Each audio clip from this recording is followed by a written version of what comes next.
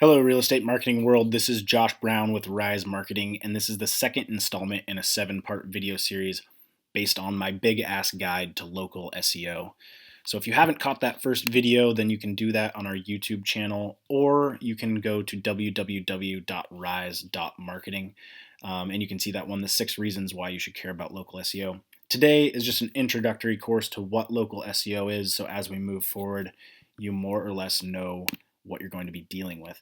Now, I want to try to keep this video roughly to 10 minutes, and there's quite a few slides, so if I'm moving too fast for you, then feel free to download the guide, which you should find a link below this video or at the website. So, what is local SEO? If you're not familiar with SEO, the acronym means search engine optimization, and really all it is, it's the practice of getting your website ranked higher in search engine results, which would be Google. So when you hear someone say Google that, the higher you show up, the more optimized your site is going to tend to be for that specific keyword. Now, the reason you want to rank higher on Google is because the higher you rank, the more traffic you get. 92% of clicks go to the first page. So if you're not on the first page, only about 8% of people have the opportunity to see you. So you really want to be on the first page. More than that, the first page itself is really competitive. So every ranking you get higher, you have the potential to get more clicks. So the first position in Google gets 33% of traffic. That's 1/3 of all clicks goes to the first result. Number 2 gets 18, number 3 gets 11, 4 gets 8, which leaves only 31% for everyone below position 4. So the higher you can get ranked on the first page, the better. So that's what search engine optimization is about, and I'm going to show you why local is pretty important. But before I do that, got a nice profound quote from a profound man, Ricky Bobby: "If you ain't first, you're last," which in the real world makes absolutely no sense. But for search engine optimization, there's kind of a hint of truth there. So I also thought it was pretty funny. But for the sake of this video and this guide, I chose this keyword, which is a location-specific keyword. You can see that the keyword itself is real estate agent, but then I added what I'm calling a location qualifier, Newberg, Oregon, which is my hometown, actually. It doesn't have to be a city and a state. It could be just a city. You could say Newberg real estate agent, or just the state. It could also be a neighborhood or a county or anything that dictates a location. Now, Google has 2 methods for determining local search intent. The difference is you kind of have a generic keyword, which in this case is real estate agent, with no local words attached, or you use the example I just showed you, Newberg, Oregon real estate agent, which has the location qualifier tagged onto it. Now, when you're searching for something with the location intent, Google automatically knows, hey, this person's looking for something in this specific area. So it knows to serve you local results. And that's a pretty easy one for Google. But Google is getting a little bit more sophisticated, and they're using your mobile phone GPS and your desktop location with your IP address. Now, I made this search, real estate agent, from both my mobile phone and my desktop while I was in Portland, Oregon. And Google knew that. They knew that I was in Portland, Oregon. And because they knew I was in Portland, Oregon, they didn't just serve me completely generic results. They said, hey, let's serve something that's specific to real estate agents near Portland, Oregon, because we know that Josh is likely interested in real estate agents in that area. So you can see here, they served me a Portland Zillow result, a Portland Yelp result, and what it looks like a Portland Redfin result. So Google's getting more sophisticated in using your location. So those are the 2 different ways that location-based SEO could come into play. And those are good to keep in mind, because someone might not have to search Newberg, Oregon real estate agent anymore for local results to pop up. So there's different ways to think about keywords and keyword research now. This guide doesn't cover that, but we are going to cover the rest of where you're going to show up in the local search results. So these are the 4 places you can show up in local search results. There's the local pack, organic search, which is probably what you typically think of when you think of Google searches, Google Maps, and then branded searches. And I'm going to go through each of the 4 of those right now. So local pack, this is probably what a lot of people are first think of when they think local search results. You type in something like Newberg, Oregon real estate agent, and it spits back about 7, typically it's 7, sometimes it's fewer listings of local businesses. Those are the local search results. The local pack. I'm sorry, those are part of the local search results. They're the local pack. So you'll also hear some other companies call it the local carousel, or because there's 7 of them, you might hear them called the 7 pack. But more or less, these are almost always going to show up higher than the organic search results. Not in every case, but a lot of cases. So if you can show up in this local pack, it's really beneficial because, like I mentioned before, the higher you show up, the better. So organic results, those are the results that you typically think of when you're thinking of a Google search. There's always 10 of them.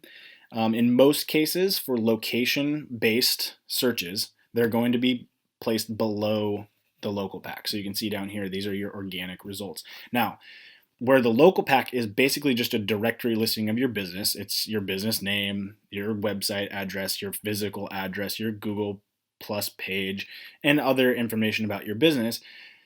Organic results are very different. Organic results can be anything on your website. So it could be a blog post about an awesome resource about local schools, or it could be a blog post about waterfront properties in your area. They're location-based results, but they're not just a simple directory listing. So this is why location, hyper-local blogging has become really popular for real estate, because this is the area you're going to potentially show up for things like that. Now, it doesn't have to just be a single link or a blog post. You could show up here as news. That could be an image. Google oftentimes put up an image carousel, or videos are becoming quite easy to rank for, actually, if you're willing to optimize them for local, or even social media posts. So a Twitter post or a Facebook post that's popular and related to that keyword term, Google could potentially rank that. You do not have to show up in the local pack to show up in the organic results, and vice versa. You could be in either one. So Google Maps isn't technically a search engine results page, but it's kind of become one. What's happening is a lot of people are saying that, look, I want to go to this business. I want to know where it's at physically, or I want to review it, or I want to kind of get the landscape of different businesses and where they're at in my area. And instead of going to Google, like you would here, going to Google and then clicking through to the map to get to the maps, people are just skipping that step altogether, and they're going straight to maps.google.com, or they're doing it from their mobile app. But you can see here I typed in Newberg, Oregon real estate agent, and look what pops up. It's basically our local pack. You have Caldwell Banker, the Kelly Group, Wilcutt's Realtors. Same thing here, Caldwell Banker, Kelly Group, Wilcutt's Company Realtors. So this is important to understand. This information is pulled directly from your Google My Business page. So if you don't have one of those, or it's not optimized, you're not going to show up. So it's important that you do that. The more optimized it is, the better chance you have of ranking higher in Google Maps as well, becoming a more popular method for people finding your business. Number 4, branded searches aren't really a whole lot different. It's not necessarily about where you're going to show up in Google. It's more just how you can show up a little bit differently. So rather than searching Newberg, Oregon real estate agent, what if someone searches specifically for your brand? So in this case, the example I used was Caldwell Banker, which is one of the firms in Newberg, and I call that a branded search. So someone's looking specifically for your brand in your area. When that happens, not only are you going to likely show up high in the organic search results, but Google gives you kind of this cool little cameo over here. It's a little box with a snapshot of all your business information. You've got your map location, business name, business category you can see is a real estate agent company, address, phone number, hours, yada, yada, yada. But it's kind of this nice little cameo that gives you your customer more information about your business. Now, I've already said this a few times, but it's really important, so I am going to beat the dead horse again. If you want to show up in local results, you need a Google Plus My Business page. It's not really called Google Plus My Business, it's Google My Business, but I do that for the sake of clarity, because Google My Business was a mashup of Google Plus and Google Places. Google changed that around last year, and they're putting a lot of emphasis on Google My Business. So that means that you should probably also put a lot of emphasis on Google My Business. The argument I hear a lot is that Google Plus is kind of a ghost town. It's the next MySpace. It's not going anywhere. There's no one on it. And I say, even if that is the case, which I don't agree entirely, even if that is the case, if you want to get ranked higher in search engines, you need, specifically Google, which is the #1 search engine, you need a Google My Business page. Google's putting a lot of weight on this for local results. And if you want to show up in the local pack, if you want to show up in maps, if you want the branded searches, you need a Google plus My Business page. Not only do you need one, but you need to optimize it. And then just as importantly, you need to use it. And that means you actually have to post to it. So check out video #4. If it's not posted yet, download the guide and read chapter #4, because that whole section we talk about, I will go into detail about how to set up your Google plus My Business page. And then not only that, how to optimize it past what most companies do. And that will show Google that you really care about that you're willing to use it. And then they're more likely to rank you higher or show you a little love because you showed them a little love. Last thing I'll leave you with, Google should be your #1 focus. They're the biggest search engine.